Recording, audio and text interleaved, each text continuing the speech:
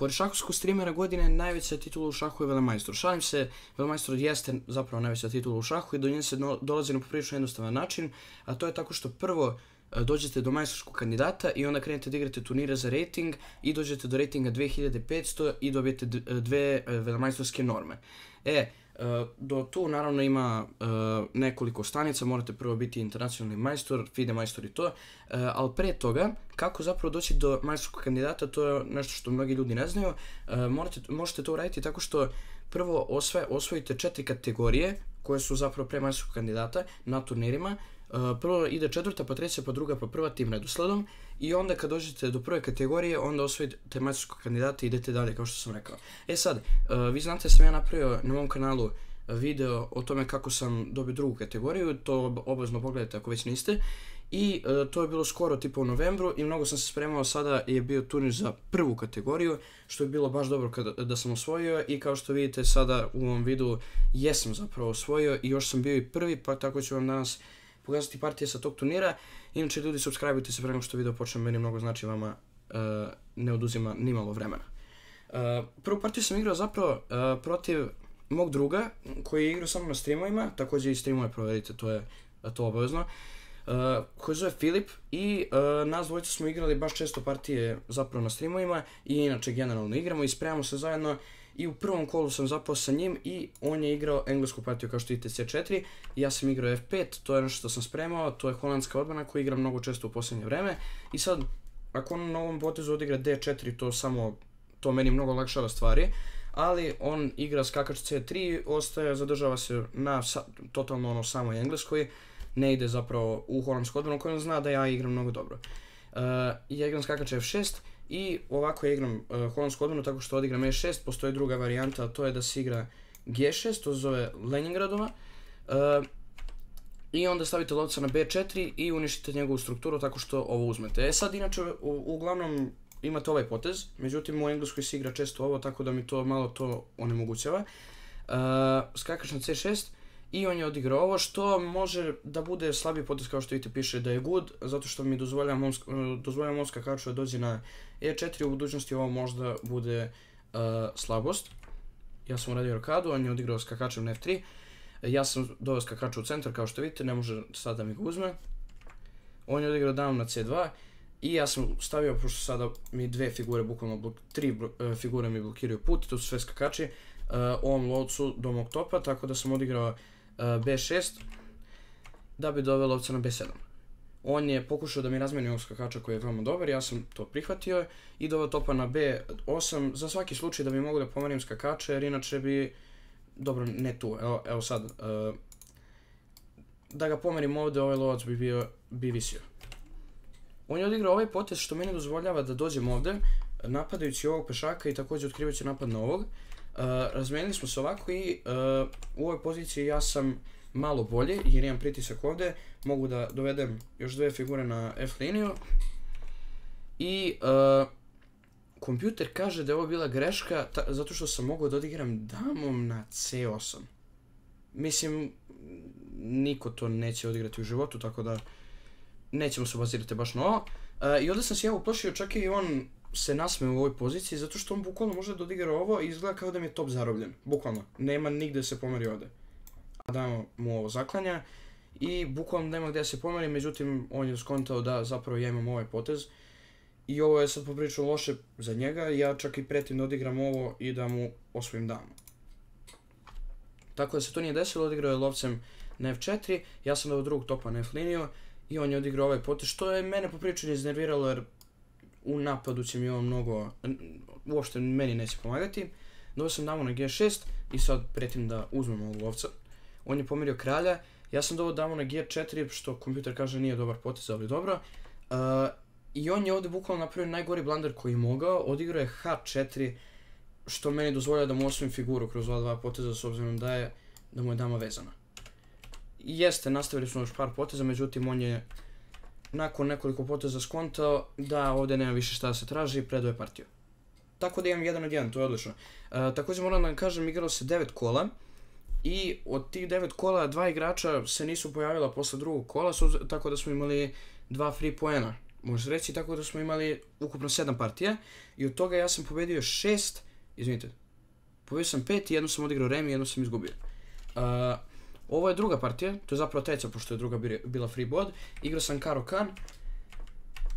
I ovo je varijanta koja zove fantasy varijanta, ne želim da ga prevodim na srpski jer bi zvučalo veoma čudno, u kojoj se igra zapravo F3 i mnogi slabiji igrači zapravo veoma loše igraju protiv ovoga, tako da ja sam naučio kako se branim protiv ovoga i odigrao sam E5, to je jedan gambit, poenta je stavite lovca na C5 i onda da stavite damu ovdje i da imate ovdje pritisak. Osim ako skakač ne dođe ovdje, jer kad bi se sad odigrali ovdje, on bi došao ovdje, kapirate, tako da to ne bi baš radilo.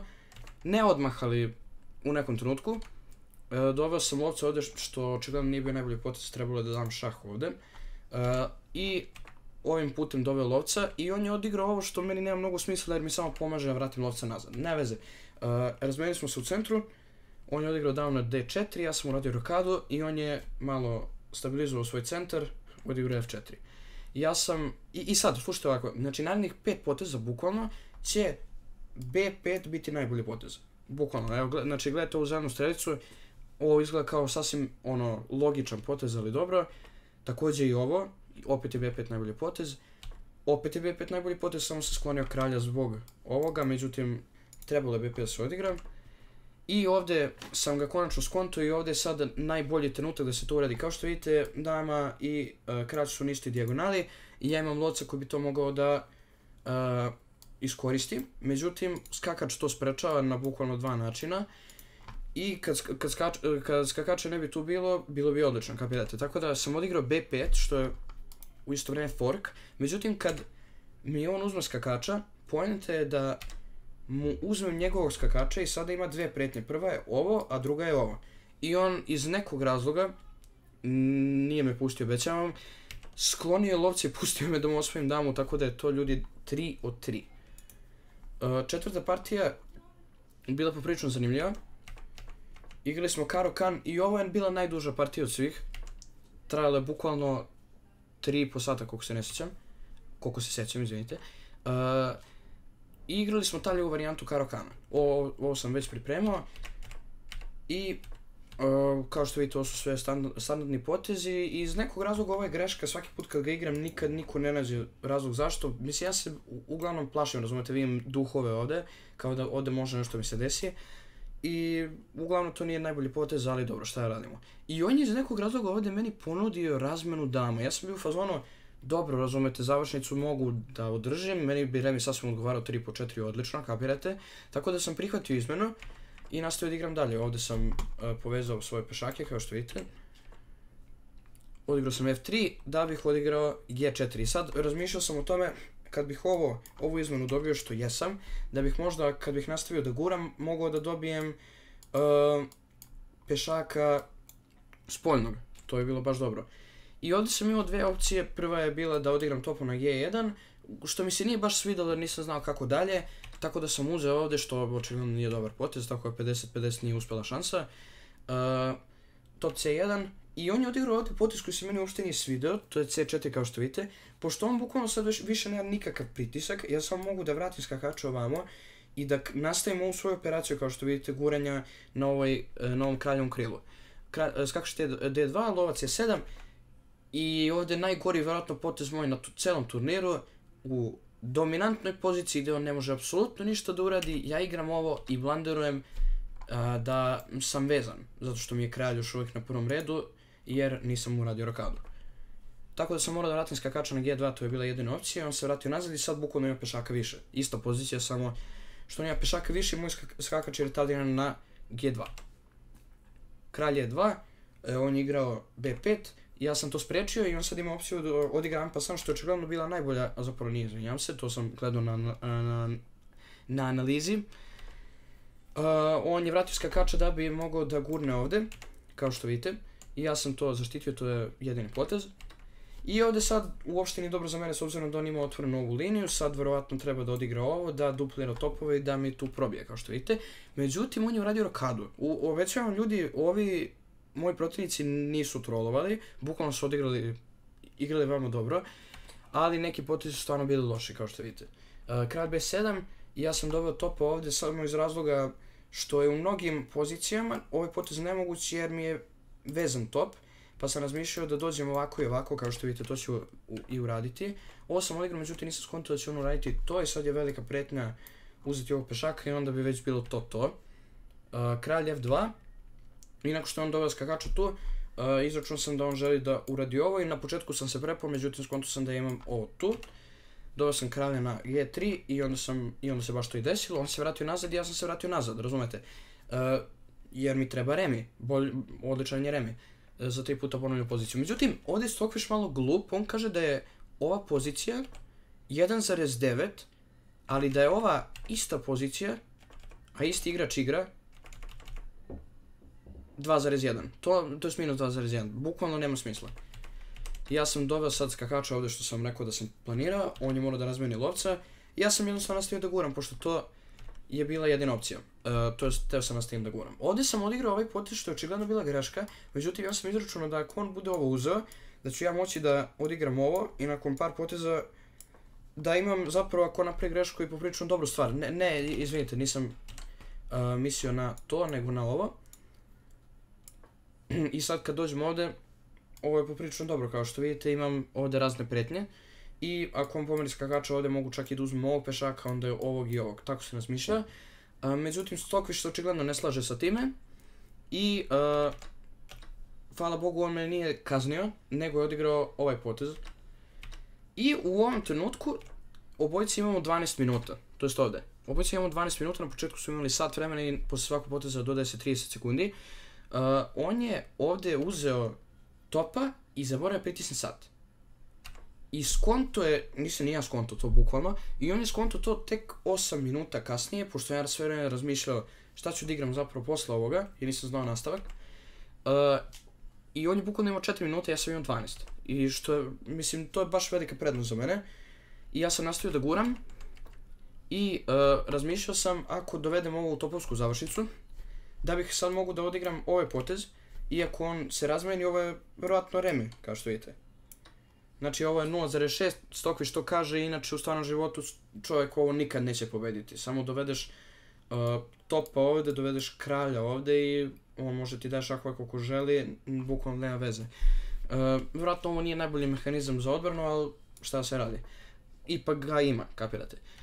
Međutim, on nije hteo da mi uzme, pa sam ja doveo skakača ovdje, što je najbolji potez, i planirao sam da ga dovedem na G5, da bi ovo targetovao, i on ne može povodom toga baš ništa da uradi. Može se vratiti nazad, ali onda sam se ja vratio nazad opet, da bi bila 3 puta ponovna pozicija. I on sad ovdje ima šansu da to uradi, međutim nije želeo i doveo skakača ovdje. I sad je pozicija totalno jednaka, jer sam ja mogu bukvalno da uradim ovo i šta god on da uradi, ja samo vratim skakača nazad. I toliko je jednostavan bio taj remi. Međutim, ja sam doveo kralja ovdje, što nema nikakvog smisla, s obzirom da nisam skonto da on ovdje ima ovaj potez. I ja sam, ovdje je bukvalno time scramble, ja sam imao fazom 2 minuta, on imao minut. Doveo sam topa ovdje i on ovdje ima ovaj potez što bukvalno dobija, osim samo ako ne odigraš ovaj potez. Top G6, ja sam doveo kralja i ovo izgleda kao da ako ne popijem mat, razumeš, nema šanse da ga ne prijem.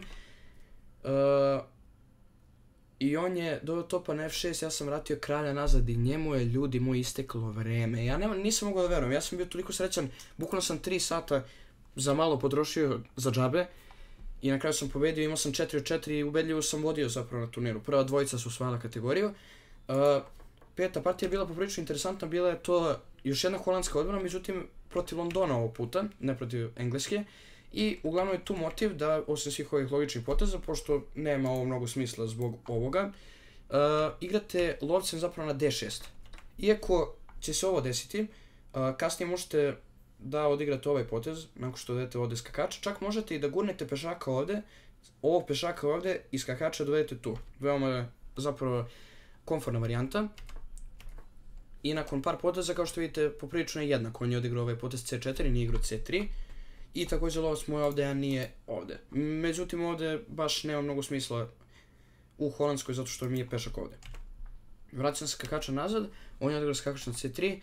Ja sam odigrao skakačem na E4, kao što ste vidjeli, to je u onoj drugoj partiji bio motiv. Topom na C8 i on je ovdje odigrao ovo što je veoma dobar potez. Natjerao me da razmenim skakača za ovog njegovog boljeg, realno, bolje za njega nego za ovog tu. Pošto da sam razmenio za ovog tu, ovaj skakač bi mogao svakako da bude pretnja u bilo kom trenutku, jer ovaj pešak je uglavnom poprilično slab. On je uzeo topom i ja sam dao skakača na G6, što nema mnogo smisla kada razmislim, teo sam ovo da odigram, ali on ipak može da uradi ovo, tako da nema mnogo smisla. On je odigrao ovo da mi se otarasi lovca, što nije bio najbolji potez, ne znam zašto, ali dobro, izgleda poprilično logično. I ja sam ovdje pokušao da razmijenim iz skakača, pošto ljudi 4,5 od 5 je savršen, bukvalno skoro savršen rezultat, pa sam teo remi da odvedem u totalno jednaku završnicu. I kad je on odigrao ovo, ja sam doveo topa na C7 da on ne bi mogao nikako da mi ovdje uđe po ovoj dijagonali. I onda sam odigrao ovaj potez. Postao sam nestrpljiv, samo sam bukvalno krenuo napad bez ikakvog razloga. I ovo je greška, sad ćemo da imamo, zapravo nisam ni pogledao zašto je greška, da, pogledao sam. Zbog ovog poteza C5. I ovo uopšte ne izgleda, ova pozicija, uopšte na prvi pogled ne izgleda toliko loše za tebe. Međutim, ovo je mali problem kao što vidite, tako da to nije bilo baš savršeno za mene i hvala Bogu on to zapravo nije našao. Ja sam ovo malo poprilično skipao, tako da izvinjam se. On je doveo damu ovdje i to je bio bukvalno najveće iznenađenje, ja sam bukvalno onako skočio sa stolice, nisam mogao da verujem. Zato što ovo je bukvalno katastrofalan potez jer ništa nije od one prednosti uzeo. Samo je sebi duplirao pešake i ovo je sada, mislim nije baš slabo, ali kao može biti. I ovo je sad jednako, razumete, bez obzira na tu strukturu, ipak je jednako zato što su dva topa na dva topa isti broj pešaka. Sad i do ovog pešaka nema, također bi bio remi, vjerojatno. Doveo sam pešaka na H5, da on ne bi mogao tu da se probije i ovdje sam uradio ovo da bi mu se ovo baš ispoljilo, kao što vidite, pošto ovo sad može biti targetovano.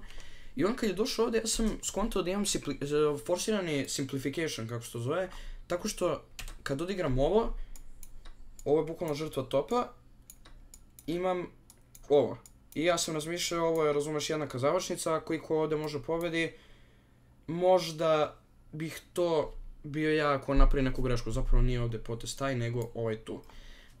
Zato što on ima ovdje duplirane pešake, ja nemam nikakve duplirane pešake, jeste njegov kralj poprilično aktivan i zato je jednaka pozicija. Međutim, on nije to uradio, on je doveo kralja ovdje i izgubio pešaka, zato što ovako bi bio jednak broj pešaka, jer bi nakon ovoga što sam pokazao, on zapravo uzeo tog pešaka. On je doveo kralja tu, ja sam uzeo topa naravno i odigrao sam ovaj potez i ja sam bio 100% siguran da sad imam zapravo pobjedničku prednost, zato što ovo je slabo, ovo je slabo, ovo je slabo i samo ovaj potez kraljem, koji će sad da bude, ovo otvara F liniju i to ne može da se zaustavi kao što vidite. On je odigrao ovo što je na kraju meni poprilično olakšalo, jer pešačka završnica je 100% pobjednička, zato što imate pešaka više bukvalno. I ovdje je sad veoma bitno da se ne zeznete u nekim završnicama, ako odigrate prerano ovaj potez, ovaj pešak može dođe tu i da ova dva pešaka zapravo poništi. Međutim, u ovoj završnici imate jedan zapravo potez viška, gdje možete zapravo da pobedite iako to uradite, ali ja nisam teo ništa rizikujem, tako sam odigrao prvo ovo da on ne bi mogao to da uradi. I on dao ovo i on je ovdje predao partiju, tako da ljudi, ja sam bukvalno imao 5 od 5. U sljedećoj partiji sam bio free, imao sam drugi free point, koji sam već rekao da postoje na tom turniru zato što dvojica likova nisu došla. I ovo je sada partija koju samo ne smijem da izgubim da bih bio prvi. I ovo je igrač s kojim sam igrao i na prošlom turniru, koji imate naravno u videu, možete da pogledate, koji sam rekao da ima 2000 na chess.comu, sad ima 2100 i ima preko table 1700, što uopšte nije loše. I on je bio drugi i njemu je trebalo pobjeda, tako da njemu remi zapravo nije odgovarao. Igrali smo Caro-Kann i on je igrao ovu retardiranu varijantu koju svi igraju sada, velemajstori i veoma dobri igrači. I ja sam igrao ono što se inače igra, kao što vidite, izveo sam lovca, odigrao sam E6, lovac D6 i on je zapravo na ovu stranu izveo lovca, što nije toliko često u Caro-Kann, ali dobro. I ja sam ovdje napravio grešku, ovo uopšte izgleda kao greška s obzirom na nastavak koji smo mi odigrali. Kao što vidite, ovdje se ništa čudno nije desilo. Međutim, očigledno je ovaj potez bio dobar, zato što nakon ovoga i ovoga ne mogu, ovaj skakač je malo nepomičan, bukvalno, zato što ako odigram ovo, on će mi uzeti to, tako da to uopšte nije dobro. On, hvala Bogu, to nije video, nego se samo desilo ono što sam malo pre pokazao. Doveo skakača ovdje, ja sam vratio damu nazad. Razvio sam ostatak figura, uradio sam rakadu i bukvalno ovo je totalno jednaka pozicija. Nema šta ovdje da se previše traži. Skakač G6, on je odigrao damu na D2. I ja sam se ovdje uplašio, pošto je on zatvorio strukturu, da, pošto on ima poprilično mnogo figura na ovoj strane, da bi mogao nekako da napravi napad, pošto je meni zatvoren centar, meni ne može dama nigde da priđe ovdje, ne mogu topovi ništa, pa sam verovao Caro-Canu i odigrao sam ovaj potez. Verujte mi, ovo analize su fazom plus 0.2 na malo većem deptu, tako da nije toliko loš potez kao što kompjuter kaže. I ovo je generalno ideja, često u Caro-Canu jeste, ovaj pešak je malo slab, međutim mogu ga braniti, koliko je to, 1, 2, 3, 4 figure i još jedna ako dođe skakač ovdje. A on ima isto toliko figura zapravo koliko mogu da napadaju i pitanje je koliko ovaj skakač može bilo šta da uradi. Tako da to uopšte nije bilo toliko loše. Doveo sam topa na E8, trebalo je na F8, ali dobro, tako kaže kompjuter. Doveo sam pešaka ovdje da on ne bi mogao da uradi ovo. On je odigrao ovo vjerojatno iz razloga da me sprečio da dođem tu, međutim to nema baš mnogo smisla, ali u redu, svejedno. Doveo sam damu ovdje, očigledno nije trebalo to da uradim, trebalo je da dođem ovdje i bilo bi mi to mnogo bolje, zato što onako pomeri sad ovog skakača i ja mogu da uzmem ovdje, što nije slučaj ovdje, jer ovdje kad bi uzeo samo bi izgubio topa. Ovdje smo se zamenili i ja sam pokušao da mu napadnem ovog gore pešaka i nisam skontao da će on bukvalno samo to da odbrani. I sad plan je meni bio, taj master plan mi je bio da dovedem kralja ovdje u najboljoj poziciji i da branim sa te tri figure i ovdje da napadam na F linije. Međutim, onda sam brzo skontao da to zapravo neće biti toliko efikasno i ovdje kompjuter kaže da sam bukvalno mogao da ostavim ovog pešaka tu i samo da odem i da dam ovaj šah i da pokupim pešaka, što se meni baš nije dopalo dobro. I skontao sam da bi trebalo da menjam topove, da ovaj top mi mnogo smeta i on mi je zapravo to dopustio i ja sam dobio zapravo damu ovdje, što kompjuter kaže da nije toliko dobro, jer dama može da ode na C7. Međutim, i nakon toga ne vidim baš zašto je to loše toliko. Kao može ovo da se dogodi, ali šta da radim, nisam to skontao, nije ni skontao ni protivnik. On se razmenio i razmenio topove, što je bila njemu posljednja greška, zato što sad nema šanse da pobedi partiju i ja sam bukvalno uradio simplification do kraja i ovdje nema šta da se traži, kao što vidite, ako odigra ovo ja ću ovo, a ne može ovdje ništa da uradi, bukvalno samo ćemo pomenemo do kralja i kao što vidite nema nigde kraljem da ode, ne može tu, tu, tu i tu. Tako da smo napravili remi i osvojio sam turnir ljudi sa 7,5 od 9 i ovaj moj protivnik Filip prvi s kim sam igrao je imao također 7,5, međutim dodatni kriterijum je odlučio da zapravo ja budem prvi. Tako da hvala ljudi mnogo što ste gledali ovaj video, samo da znate da će klipovi da se nastave sada mnogo redovnije, bio sam na pauzi maloj, tako da će biti sada klipovi, objavio sam to u postu šta će to zapravo i biti, tako da se nadam da ste vi uživali u ovom videu, obavezno ostavite like ako vam se svidao i mi se vidimo u sljedećem videu i pozdrav!